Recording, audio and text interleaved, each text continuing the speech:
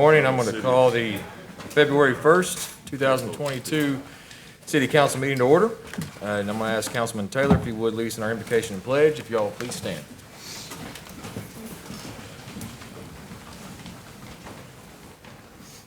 Lord, thank you for this day.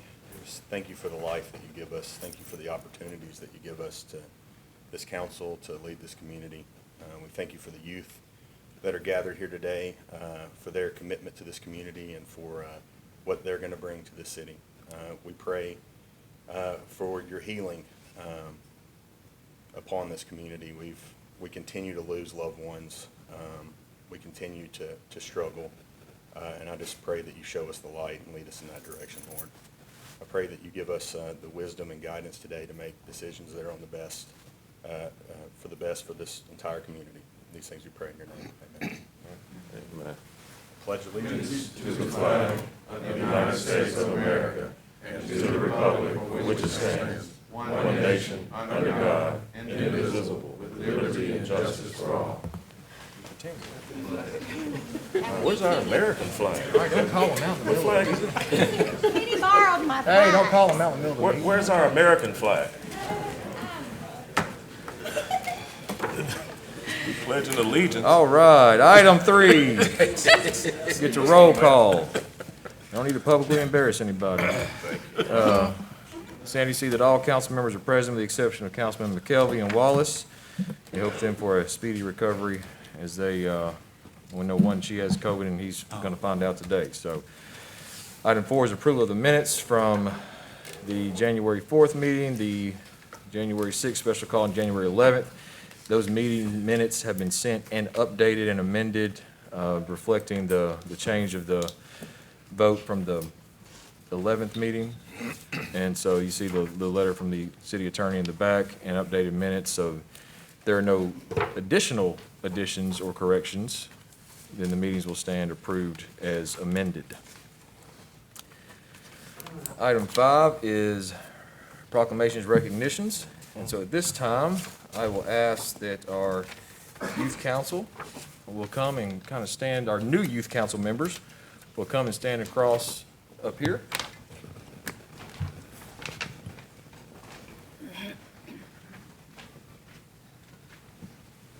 Don't be bashful. Come on up. Right across there. There you go. Right there. Right up across the front. Right there. So how's it been going so far?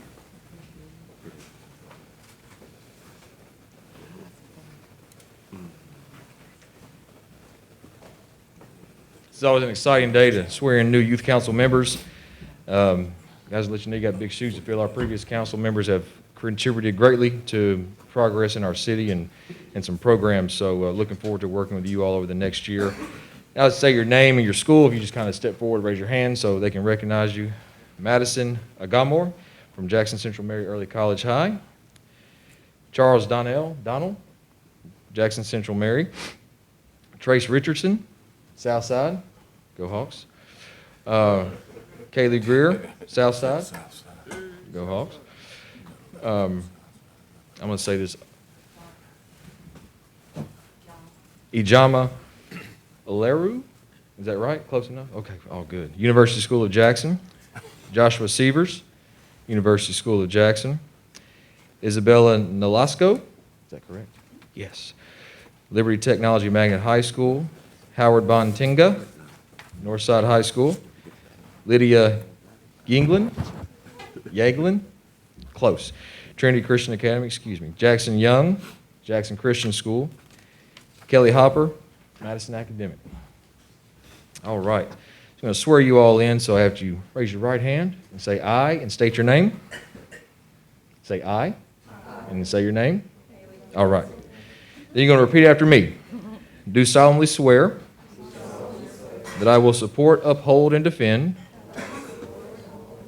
the Constitution of the United States and the laws thereof. I will support, uphold, and defend the Constitution and laws of the state of Tennessee, not inconsistent therewith, that I will observe and obey the laws and ordinances of the city of Jackson, Tennessee. That I will faithfully perform and discharge the duties incumbent upon me as a member of the Mayor's Youth Council, fairly and honestly, and to the best of my skill and ability. So help me God. Congratulations to Youth Council members. Looking forward to this next year.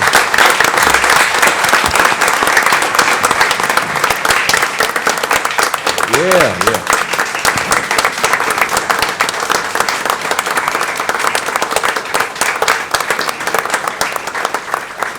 So we're so appreciative of these young people wanting to serve the city of Jackson. And part of their desire to serve is to get education.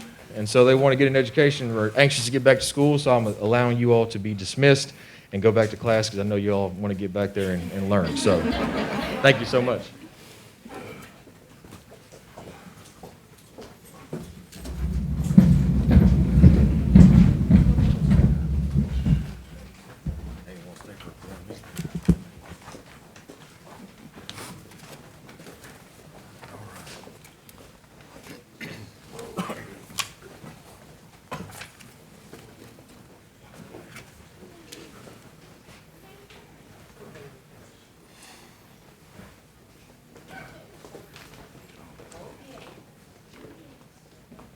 All right, we have one more recognition, and this is the welcome back tour year, I guess we call it, for Jackson Central Mary basketball team. So young men, if you come up here and get recognized, stand up so we can see the Jackson Central Mary Cougars basketball team.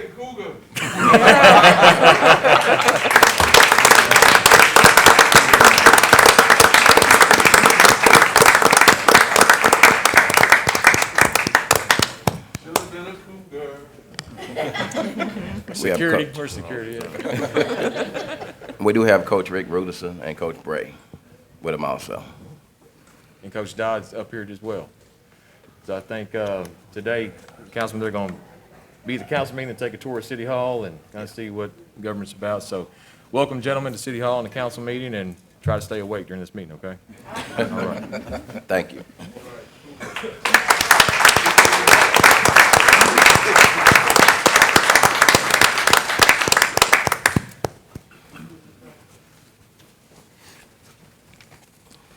All right, item 6 is invitation for public comment. Anyone wishing to speak in favor of or opposition to any item on first reading, you can be recognized at that time. Move to first reading, consideration of a resolution to adopt a plan of service, an ordinance to annex, and the proposed zoning of property referred to as Tall Oaks Freeman, submitted by the City of Jackson on behalf of Tall Oaks Farm LP, William D. Freeman, Rebecca H. Freeman Revocable Living Trust, comprising of 236.99 acres, more or less, located at Fiberglass Road, Anglin Road, Lower Brownsville Road, State Route 223. The proposed zoning for subareas 1 and 2 is I-2 Light Industrial District. Good morning, Mayor and Council. Good morning. You have before you in your packet the materials pertinent to this annexation request.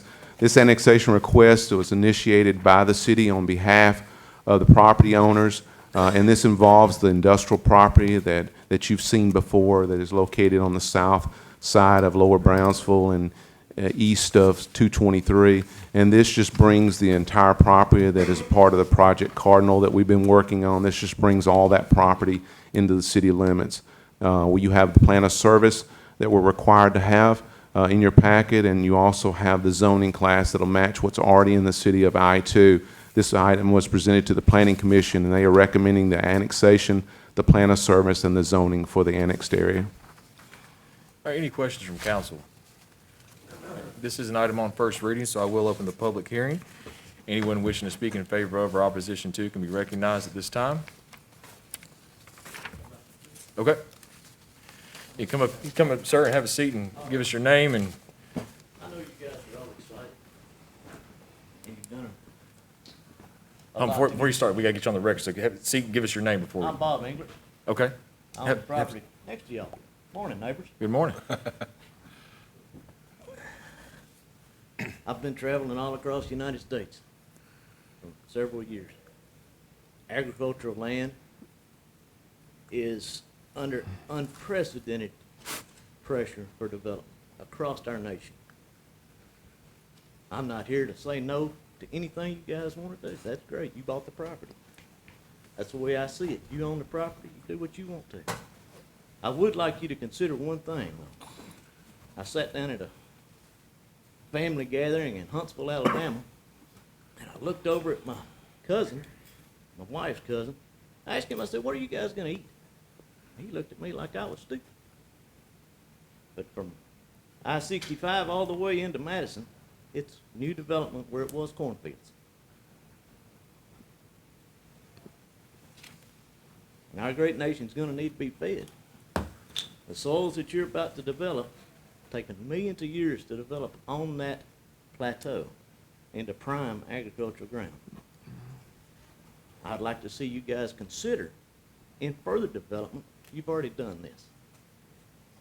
Take into consideration the soils that you're developing and have somebody on your team that has an agricultural background to maybe steer you away from prime agricultural grounds. Our nation needs to be fed, and it's getting harder for the farmer every year. That's all I've got to say. All right, thank you, Thank you sir. much. Thank you. Thank you, sir. Thank you. Anyone else wishing to speak in favor of or opposition to? Seeing none, I'll close the public hearing. Is there a motion? So moved. Have a motion. Is there a second? Second. All right, any further discussion from council? Council, please vote. Motion passed 7-0. Okay, item 2 is a consideration of an ordinance to rezone property located east of Valleydale Drive and Lansbury Place from RS1 Single Family Residential District to RS2 Single Family Residential District comprising 16.10 acres more or less. Again, you have the materials pertinent to this rezoning request. This item was presented to the Planning Commission, and they are recommending it to you. The only change here is the difference between an RS1 and RS2 is basically the width of the lots. They're both single-family zones. The developer is going from a 70-foot wide lot to a 60-foot wide lot to give a little bit more lots in that section.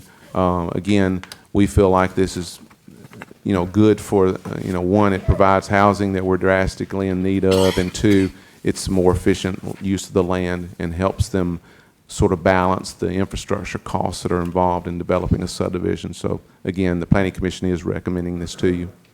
All right, any questions from council?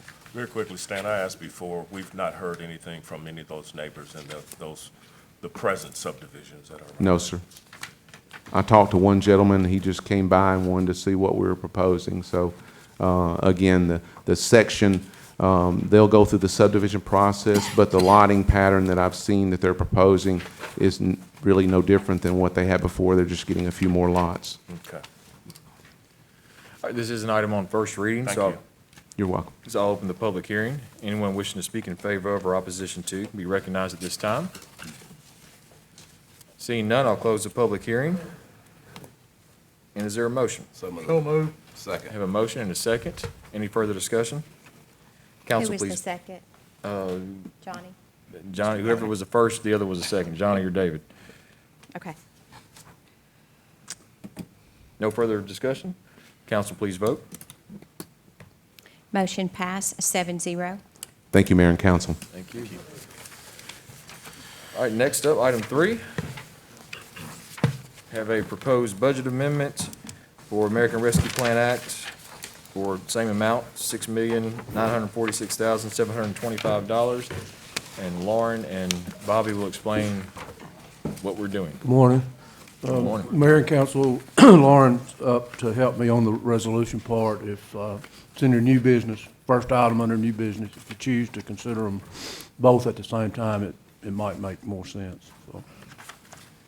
So, we'll jump and we'll look at that item. So we'll vote on it under new business, but we can talk about and discuss it now. The amended resolution, there we go, for American Rescue Plan Act spend plan.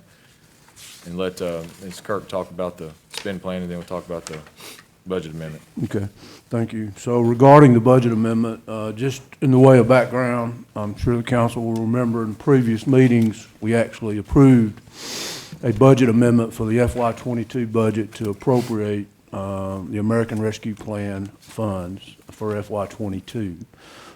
Subsequent to that approval, the final rule, actually later in the day, if I remember correctly, from the first meeting, the final rule was issued, which was a good thing, and that precipitated some good changes in the resolution that Lauren's going to speak about, as well as the budget amendment.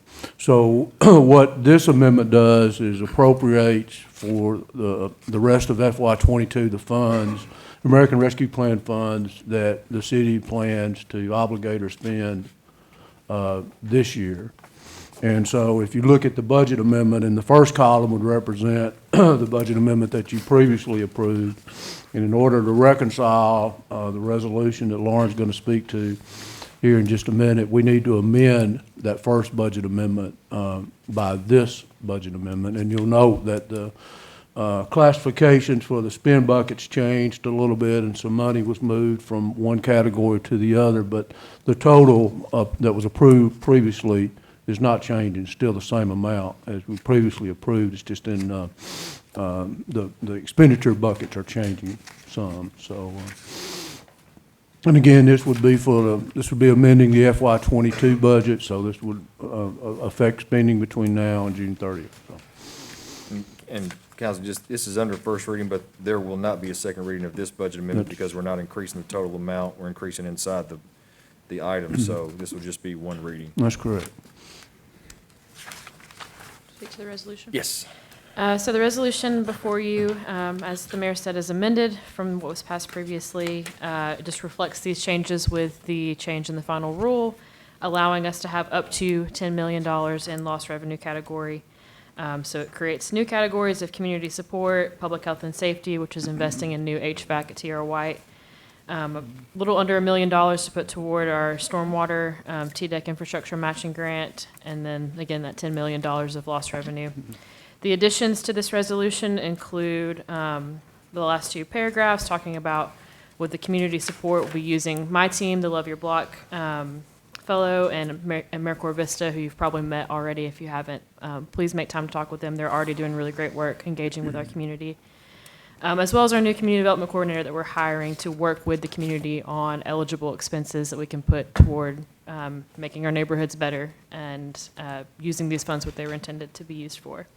The other piece that was added was an added layer of accountability, which is that last paragraph in the resolution, which basically states that all expenditures as part of this plan, as Mr. Bobby indicated, are in a separate fund to be accounted for. We'll have approval by the mayor or his designee before drafting a contract, and all of these will come back before you with quarterly reporting. Thank you, Ms. Kirk. Are there any questions about the budget amendment or the resolution while we have both up here? All right. So we'll take up the item for the proposed budget amendment. It's under first reading. Anyone wishing to open the public hearing, anyone wishing to speak in favor of or opposition to, be recognized. Seeing none, close the public hearing. And we're just doing the budget amendment at this point. Is there a motion on the budget amendment? So moved. Have a motion? Is there a second? All right, any further discussion? Council, please vote. Motion passed 7-0. All right. Item 4 is a proposed budget amendment, funding for Jackson Chamber in the amount of $75,000. With Ford's commitment to the West Tennessee mega site, the Chamber, and we all look forward to the growth and the opportunity that it presents to Jackson, and the Chamber has put together a plan that address the marketing and coordination and that might surround kind of maximizing the growth to Jackson that could come from the Ford's commitment to the infrastructure. So what this resolution does, the Chamber has approached the city asking the city to commit $75,000 a year for the next 5 years. It would be dedicated specifically to this plan to kind of maximize the opportunity with Ford at the infrastructure.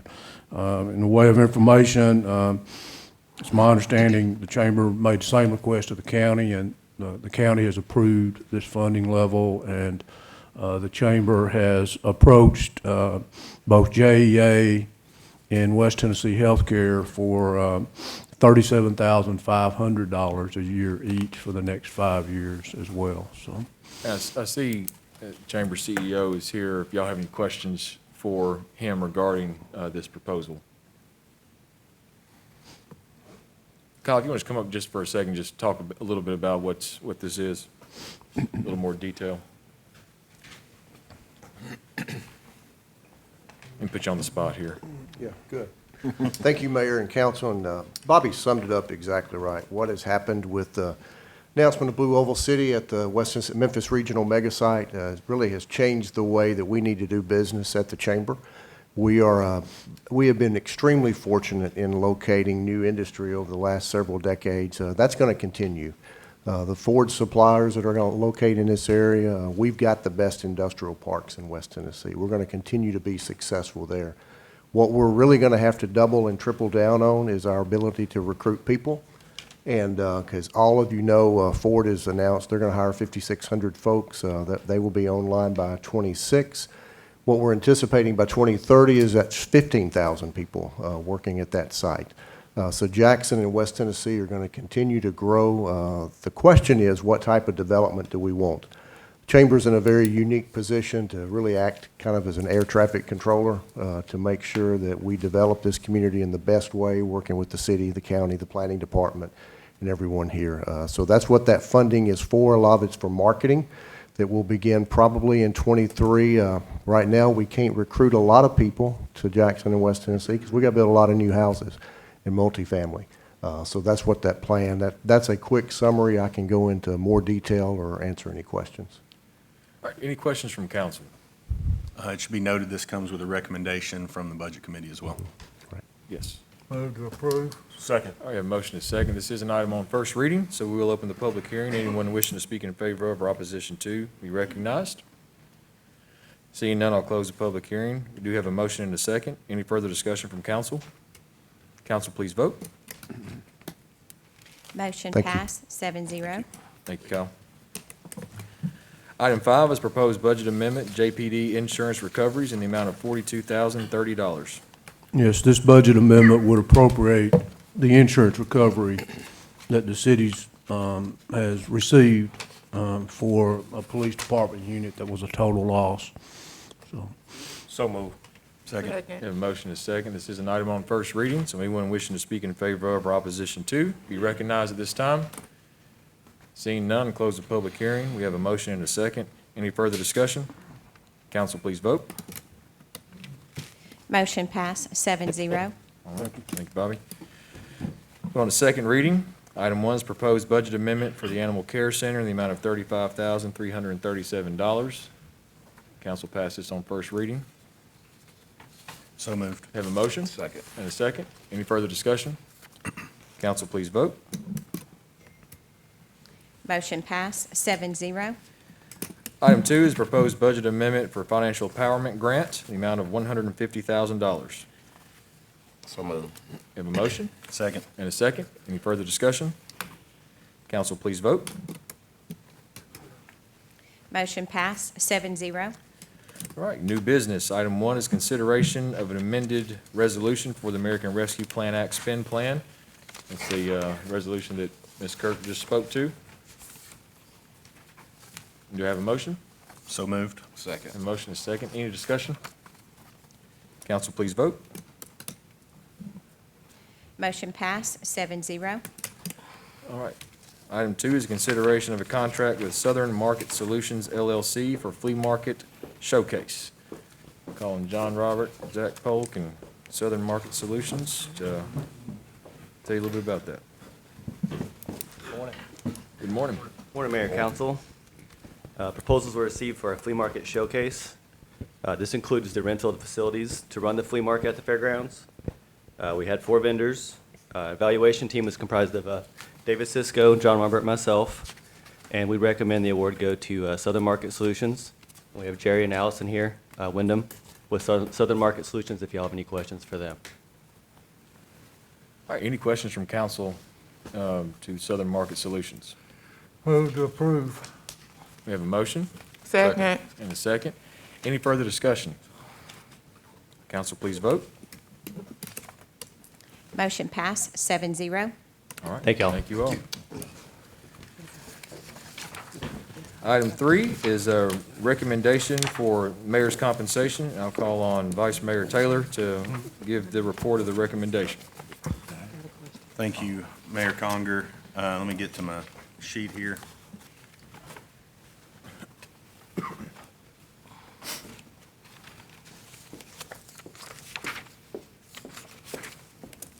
Thank you.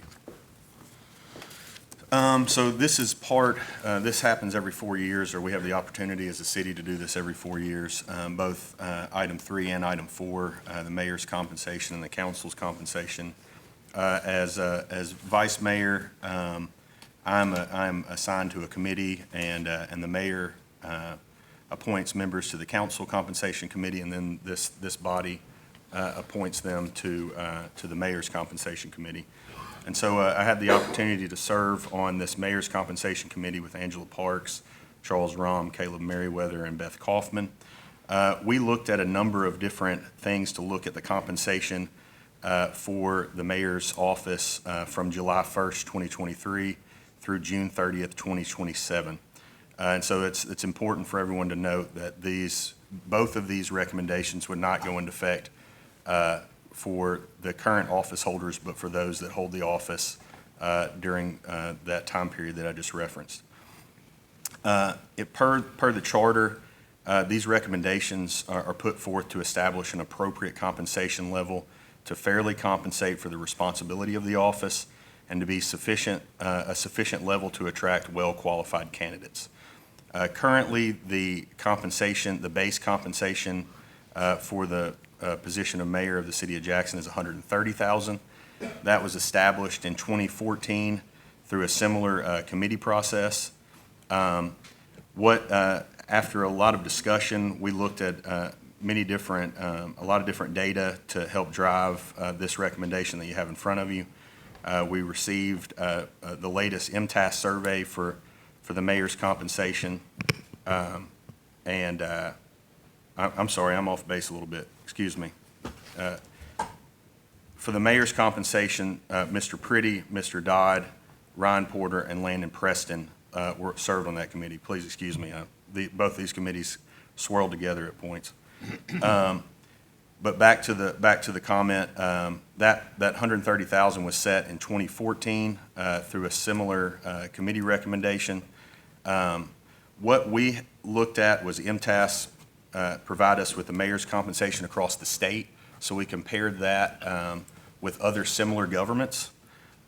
We also looked at the historic compensation for the mayor, and we got that from the Human Resources Department to look how the Jackson mayor pay had changed through time. And then we also looked at the mayor's total compensation package. That included the Tennessee Consolidated Retirement System, health, dental, vision insurance, HCA contributions, a city-funded vehicle, Lyft memberships, phone and other technology, and other miscellaneous additional compensation. The recommendation that this committee brought forth was a scaled approach with a 5% increase in 2024. So from the current pay of $130,000 to go to $136,500, and then 2% increases thereafter to top out at $144,855. We felt like this was a good approach to take as it scaled through time. One of the things that we considered in both the mayor's pay and the council pay is the inflation that's occurred recently and over the time period since both of these were passed. We felt like this was an appropriate recommendation. I think we have a couple of members of that committee here if the council would have any questions of us. Councilman, you may have covered this, I may have missed it. but Yes, just excuse, yes. Let you know, council, that you don't have to make any action on this today. It's presented 15 months prior to the next election, and there has to be an adoption of salary for the mayor and council no later than 12 months prior to the next election. So don't feel like you have to make a decision today. You can hope we have till May to make a decision on, and a final approval of the salaries. That's right. Looking at the calendar, I think we could, at the latest, we would have to determine this on the May agenda. Yeah. Where are we gonna get all this money? I'm sorry? Where are we gonna get all this money? You're talking about the, We just gave the mayor, last term, gave the mayor a raise last term. in 2014? Well, that's something like that, yeah. Yes, sir. And so you're asking where are we gonna get the $6,500? Well, I'm not so much got a problem with the mayor, it's the council, and it'll be coming up in a minute. Yes, sir. We can talk, we can have We a can discussion on have a that. discussion about that. If we would like to postpone consideration of this to have additional discussion, that would be, we can do that. So I guess, so if there's no motion on this, fine, then we can, are there any questions from the committee, questions for the committee members from council today? No, Mayor, but if I may, if we're not considering these recommendations, I would suggest that we postpone it until a later date, certain that where we have to make a decision and vote on it then. Yeah, we're just making, the recommendations have to be proposed 15 months prior, so that's, we're following in line with the charter guidelines of making the recommendation from the committees, and then the council has until May to make the decision to adopt what they choose to adopt. Thank you. So there's no more discussion on item 3, that we can move on to item 4. I think we need a motion since it's on the agenda. I'd move to postpone this until the May agenda, if that's the council's will. Second. I have a motion. That was my point. Okay, gotcha. Yes. All right, gotcha. All right, so we've got a motion and a second to postpone the adoption of compensation for the mayor's office till the May agenda. And is that motion correct? That's correct. Okay. All right, any further discussion? Council, please vote. Motion passed, 7-0. All right, item 4 is recommendation of council compensation. So through a similar process, and where I messed up earlier, Angela Parks, Charles Rahm, Caleb Merriweather, and Beth Kaufman were on this committee with myself to look at councilperson's pay. Similar to that, we looked at an MTAS survey comparing our form of government to others across the state. We also looked at the historic council compensation timeline. Again, this recommendation is put forth to establish an appropriate compensation level to fairly compensate for the responsibility of this office and to be sufficient level to attract well-qualified candidates for those office holders from July 1st, 2023 through June 30th, 2027. As you're well aware, the current pay for this position is $500 per month. This was established in 2003 through a similar committee recommendation. The recommendation of the committee was to adjust the compensation from from $500 to $350 per meeting, and have that be paid upon attendance of qualifying meetings, and we referenced those below. We also felt like there needed to be a cap of a maximum on that. That would be equivalent to 3 meetings for a cap of $1,050 per month. The following meetings would qualify for the $350 per meeting compensation: regularly scheduled city council meetings, special called city council meetings, council work sessions, and agenda review meetings, annual budget workshops, and budget review meetings. In addition to that, this committee offered up 2 ancillary recommendations. One was to establish via ordinance a standing council work session prior to each regularly scheduled city council meeting to update, educate, and involve the council in the deliberation of future and/or ongoing city initiatives, ordinances, projects, etc.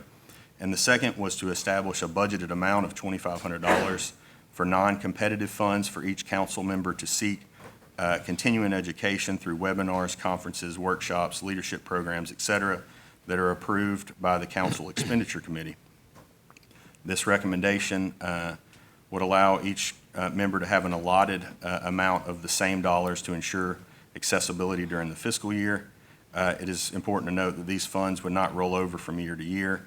unbudgeted funds would then just have to be rebudgeted the next year. All right, again, the same scenario with the mayor's compensation recommendation. It has to be, the new compensation has to be approved by the May meeting, so if there's questions today, you can ask those questions. If there's a motion to adopt or postpone to May, then you can do that as well. A I'm going to motion move that we postpone Oh, until I'm sorry. May. Go ahead. Go ahead, Gary. I'm just going to make a motion that we postpone until May. Second. Have a motion and a second to have further discussion and postpone the adoption of the compensation for the council until the May meeting. Any further discussion? Council, please vote. Motion passed, 7-0. All right. Item 5 is consideration of Federal Transit Administration Grants 5339, 5339B totaling $2,554,726, Jackson Transit Authority.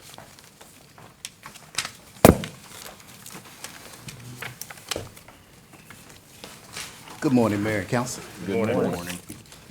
First, I'd like to introduce Ms. Whitney Dixon, who is the Marketing Director, and Ms. Elizabeth Merriweather, who's our Financial Director at Jackson Transit. Jackson Transit is requesting to receive funding from the City of Jackson to purchase 5 buses and 4 paratransit vehicles. At this time, we currently use Gillick low-floor 30-foot buses on our fixed route, and we have 5 buses with over 350,000 miles and needs to be replaced. The expected time of arrival of these buses are around September of this year. JTA currently is using 25 paratransit vehicles, which are E450 paratransit vans. We have 4 of those vehicles that are currently over 150,000 miles and needs to be replaced. So Jackson Transit just like the City of Jackson to commit to building the better Jackson, and with the request of $612,397.52 that we might be able to move this grant forward. Thank you. Elizabeth. The vehicles will be purchased within the fiscal year of '22. As Mr. Franklin stated, with an estimated arrival for the buses in September of '22 and an estimated arrival for the 4 paratransit vans early 2023, but this is subject to change due to the chip shortage. Each bus will cost $481,803 with a total local match for the city of $205,476.76. Each paratransit van will cost $78,197 each with a total local match of the city of $33,253. Additional funding of $373,671.76 will come from the city's capital funding for FY '22, 711. So as Mr. Franklin stated, the requested funding from the City of Jackson to purchase 5 buses and 4 paratransit vans is totaling $612,397.52. And this will be done with Federal Transit Grant 5339 and 5339B. So council, this is, I think we had several questions on Thursday. So the $612,397.52 is within the budget for the 711 that you all passed for this FY '22 budget. So that it does not go over the 711 amount. I think there was some question on Thursday about possible need for a budget amendment, but we've gotten the final number on that, and this is just a request to allocate those funds for this purpose and not need a budget amendment. So I think that clears up some of the confusion from Thursday. Make a motion to accept it. We have a motion and a second. Any discussion, questions from council? Mr. Franklin, Mayor, if I could you speak to the timing again on when the payments are due, or I guess to purchase the buses? We're talking about spending that in fiscal year '22, which we're currently in, but then buses arriving in September, and then I guess what you just stated, the vans maybe not until calendar year '23. Correct. Okay, I'm just trying to make sure on spending, when these funds get spent, or when payment is due, and when we receive Okay. the end product. Upon arrival. So the buses will are in the process of being made now. Okay. Okay, and expected to be here in September, so upon arrival, we have 120 days to make the payment. Okay. So with the paratransit vehicles, they are not made, they're on the lot, but we can't purchase them right now because of a chip shortage. If we wait, then the price of that vehicle is gonna continue up, if we wait past June. Now, the thing about that is, right now, we are purchasing them on a state contract. So that's the reason we're locking in the price now, because after June, the price is going to increase. Okay? So again, the payment would be made upon delivery. Okay. And I guess this may be a question for Bobby, but in terms of when we spend those monies, I know there's grants and state contracts, so I may not be clear on that, but it reminds me of the situation we're in with the police cars where we spent the money and then we're waiting around for chips and those to be delivered. So I guess I'm just making sure, are we spending it at the correct time based off delivery? Does that make sense? Yeah, I understand your question. I was, yeah, kind of, I guess, should it be spent now or? what's the cleanest way to do is what you're asking? Kind of, yeah. So, as has been mentioned, the city in the FY '22 budget, we're budgeted for $711,711 as an appropriation to the Jackson Transit Authority. So that's in our operating budget. That's not in our capital budget. The buses will be a capital asset of the Transit Authority. And so that being the case, an operating appropriation, as we've discussed before, those cease at June 30th, right? There's no carryover of an operating appropriation like there can be in certain situations for a capital acquisition, right? So I suppose that, you know, when the city elects to distribute the appropriated funds to the Transit Authority, that's kind of that could be one question. And then when the Transit Authority determines that it's necessary for them to write the check, you know, to purchase the bus, that could be a second question, if that makes sense. So, So if approved today, the funds would go to the Transit Authority, that would be in current fiscal year, and then potentially Transit Authority, you guys would hold those funds until the buses or vans are delivered. correct.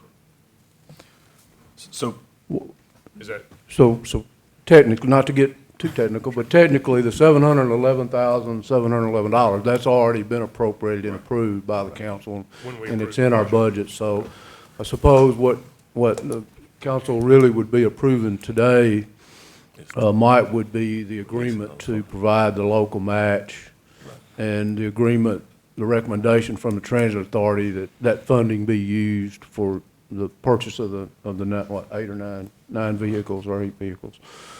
So that's my understanding of what the council would really be approving today. And then again, the timing of the payment, you know, not to be redundant, but that's when we write the check to the Transit Authority is sort of a city decision. And if we don't do that before June 30th, those funds would lapse and have to be reappropriated in some fashion next year. I think in the interest of transparency, we need to state that these buses have been ordered. Correct. Okay. Yes, the buses And have been ordered. They've already been ordered. So through this, we've been working together with the Budget Committee, the Internal Auditor's Office, to help guide the Transit Authority and coming in alignment with the way that we need to be operating. And so we've had some discussions the other day about rolling them into the budget process for the city as well, so that as they plan, we plan alongside them to make sure that we're funding this system appropriately and serving the needs of the riders. And have we gotten any assurance from the manufacturer that those buses will arrive ready to go, and we're not sitting on a lot somewhere saying, well, as soon as we get those chips in, we'll be glad to ship those buses to you? Well, now, the buses, they do not have the chips. Okay, So that's they're on good. the manufacturing line being made right now. Diesel engines? Yes, sir. Okay. Yes, sir. All right, because we got into that with the police department, with the whole, 31 squad cars were purchased and said, well, we'll get them to you when we get the chips. And in the meantime, our maintenance costs were going up, up, up. And officers were driving cars that probably should not have been on the street.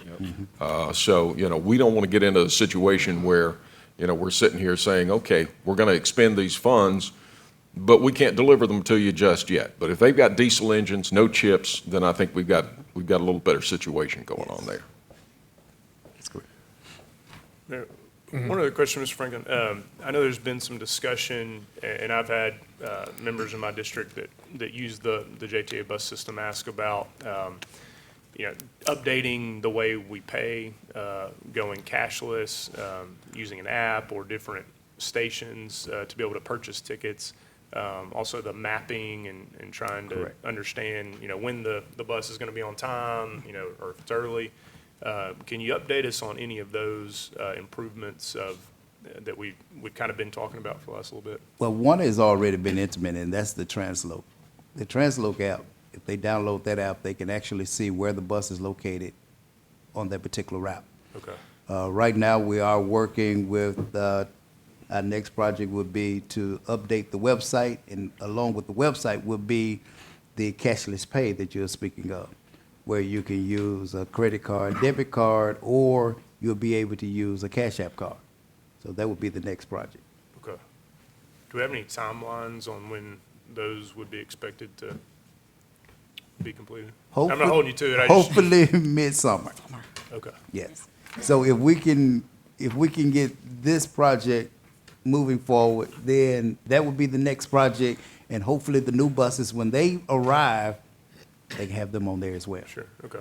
And I'm not trying to tell you how to Right. do your job. That's the thing that I hear mostly from people is not that there's not enough buses but that using them has been difficult. So you know, as we're looking at replacing what we already have, potentially, I'm just trying to make sure we're looking at those items as well. Right.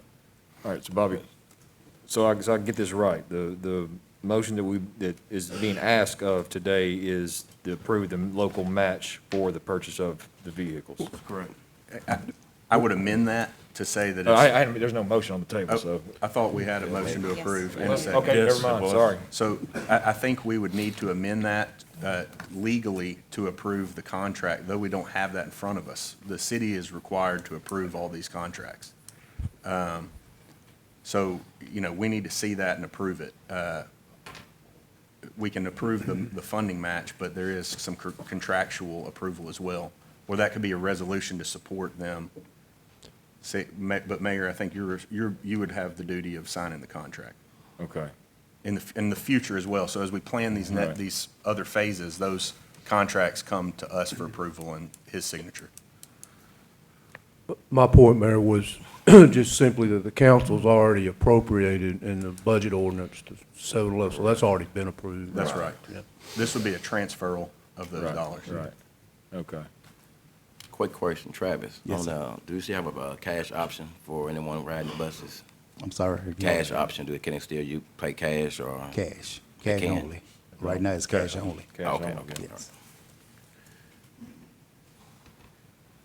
Further to the point of the contract, so just make sure I'm understanding this correctly, we've got a contract or committed, the buses have been ordered, and is Yes. that what you're saying, we need to review that contract per? Well, the contract's been executed, but there was some operational issues that were getting worked out. This happens to be the transition point. Okay. And not to confuse everything, but this is the transition point of moving back into, you know, a compliant way of operating.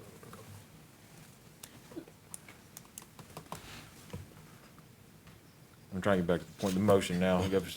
So the motion we have is for the transfer of the funds for the match, and then the review of the contract? Yeah, we'll need to review the contract. And so, Travis, Elizabeth can provide the contract to my office and the council to review. Contract's already been executed, am I right? Correct. Okay, so, and it's the understanding going forward that that'll have to come here before the execution of the contract, but we'll, so, yeah, let's do that. I'm trying to get my motion right in my head. What's before us That's now, what I'm trying to though, has been moved and seconded. Moved and seconded was, who made the motion? Johnny? What was your motion? To approve Stated. To approve The what's original- on, to the approve original what's on motion. the agenda. But can I just Go- take away my motion and go back with the amendment, what I'm gonna do? Yeah. So if you want to remove your motion, and then we can make a new motion with everything included. Okay. I'll make a motion to retract my motion on the original motion. I guess that's correct. Second. All right, so, yeah, we removed the motion. All right, so, On the original. yeah, let's get a new motion then. So the revised motion would be to transfer the dollars of $612,397.52 to the Transit Authority upon review of the currently executed contract. Second. That is the new motion. That is the new second. All right, any further discussion? Not, council, please vote.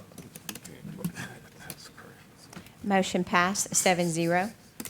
All right. Thank you, Mayor, Council. Thank you. I got an ad bill. Take a break. Item 6 is a West Tennessee Skate Park Initiative update. And I'll ask those involved to come up. When you come up, have a seat, introduce yourself, and tell us what's going on. I brought these, I didn't know y'all were supposed to get stuff before, so I'm just gonna pass them out like we're. That's Okay, fine. thank you. And this is a picture of kind of what we're going for, so I feel like it gives you a visual. Yeah, they need pictures. Helps. Yes, I think so.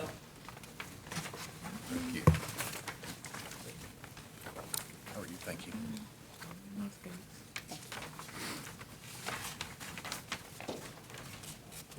Hey, y'all can just start, introduce yourselves for the minutes, and then whoever wants to lead off can go. I'm Trevin Mitchell. Ethan Palmer. Daniel Palmer. Jen Fernley. So we are the Skate Park Initiative of West Tennessee. We believe that it is time for Jackson to have a large 10,000 square foot or more skate park. And we're hoping to put it at 40 Match Point by the tennis courts out north because it has so much land out there. There's really great lighting. It's visible from the street. It's a very optimal for skate parks. And then, so the thing about skate parks that I want to clarify is they're not just for skateboarding, that this is also BMX, scooters, rollerblades, roller skates, anything that's wheeled recreation without a motor could be used on this concrete skate park. So there's none of the mobile, it won't be mobile. Everything will be cement. That's so that's what we're doing. And we are a 501c3 under the Edelman Foundation. We are proposing that we're raising the money for the park, and then the land would be donated by the city. So this would be working together with the city. And I feel like we've heard today how our city's gonna be growing, and it's so critical that we also grow in recreation. All of us are pretty middle-class people, and we can pay our bills and we can do all those things, but that recreation piece has to be available to us. Like, we can't sit here constantly paying for recreation, and that brings families. This is a community, this will develop community in a completely different way than having a organized sport. We've talked, can you talk a little bit to council about what you've already done of talking with designers and the cost and Yes. kind of walk through that? So we've been speaking with Spawn Ranch, and that's who did our mock-up. As you can see, this is kind of what we're looking at doing. Can I show everybody? Like, if you guys want to see There's a- pictures, we can show you can set it on Turn the, this little thing on right here. Oh, okay, fun. Technology, so that's what we're looking at doing. So this wouldn't be the exact one, but this is the one Spawn Ranch designed for Laverne, Tennessee, but they didn't decide to take it. So we've been working with a designer. It's about $50 a square foot is what we're looking at. Naturally, it's probably gonna be more than that with material costs, so. And also, we're gonna design a little sitting area that we can use for sponsorship. Shaded sitting area for Yes. parents and people to watch. We want this to be someplace that it can have, we can have events, we can host skateboarding, BMX competitions, we can bring in things to the city. Will it be a cost? To the city? No, a cost to individuals. that To come. participate. Yes. In an event, it would be, when we're hosting an event, but it wouldn't be to use, generally speaking. It's open. It's completely free, Yeah, yes. the reason also for this location, we discussed is parking's already there, lighting's already there, there's already the existing infrastructure with the tennis complex, and so that's why this location was one of the ones that was chosen. And there's no other plan right now for that particular plat of property? Let me comment on that. We have been working with them. Okay. My board did approve, voted to approve this and are in support of it. What we looked at out there was basically the fact that that is going to be a new concept for recreation. We're also looking at part of the property to be a disc golf course. There's a group working to put that. So we support this group, and we have committed to work with them, to help them. They've been meeting with us, just to inform you, they're not up here some fly by night. They have been communicating, we have been working with them. Who's liable, the city? Yes. Once eventually, we will be. If something happens out there, then the city's liable, right? Yes, correct. so Tony, The this will city be, already has a skate park and already is assuming the liability, and the skate park that you currently have leaves you a whole lot more liable than this concrete skate park. Yeah, I mean, these are, a lot of cities have skate parks. It's the same liability that we have with playgrounds or other sports. It's no different. so Tony, this will be part of Parks and Rec? Right. Yes. They are just raising the money, Okay. and I think that's a great thing. Yeah, they're committed to raising money for the capital investment, and Right. then once the capital investment's made, then we'll assume the operational responsibility. And I have committed with them to help with the cost of some design costs, because they need a design to raise the money. So we spoke about that. That's great. That's something. Thank you. Any other questions? The motion. No, it's just a presentation, there's no action on this. All right. Is there action on this? No, there's no Okay. action on this. Thank you very much. It's just, Well, so my question for you then is, if there's no action, we are going to start fundraising, but to speak to fundraising, I want to know that we have the approval so that we can say, hey, the city council knows about this, this is happening, Parks and Rec's on board, the mayor's on board, because why would somebody donate dollars to something they have no idea is gonna happen? so I we think can, that's just what they said, that the Parks and Rec is on Is this- board.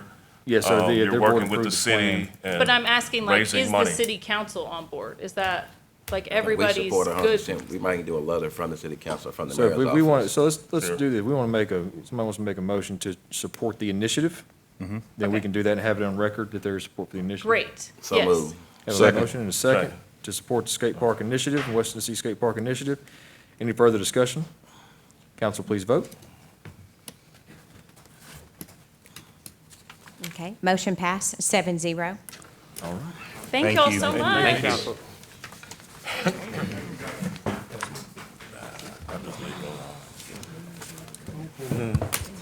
All right, item 7 is a consideration of budget amendments less than 10,000.